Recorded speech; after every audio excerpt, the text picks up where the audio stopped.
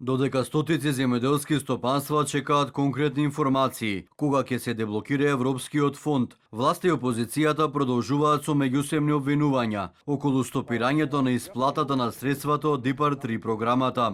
Опозицијата обвини дека се блокирани 130 милиони евра, побара оставка на министерот за земјоделие Трипуновски и проширување на истрагата и за луѓе блиски до власта. Имено Илија Стоилев, додека ја вршел функцијата директор на Агенцијата за финансиска поддршка, бил и активен председател на Општинскиот комитет на ВМРО ДПМНЕ во Свети Николе. Она што е интересно е дека Стоилев е близок пријател на Игор Миќев, викан Панкерот, кој пак е во кумска, односно кумашинска врска со премиерот Христијан Мицкоски.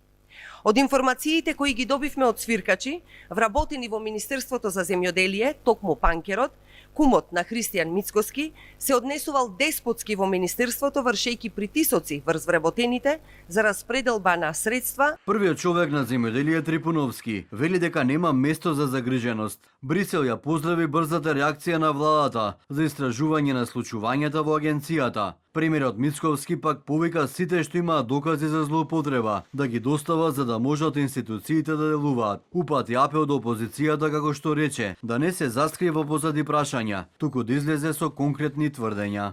Тие држат пресконференции со прашања. Ако се толку сигурни во тие тврдења, нека излезат и нека кажат. Замешан е Христијан Мицковски, замешан е тој и тој. Затоа што вака кукавички не оставаат впечаток. И нека ни помогнат. Јас јавно повикувам сите што имаат докази за злоупотреба, нека дојдат и нека ги достават тие докази за да можеме ние да делуваме.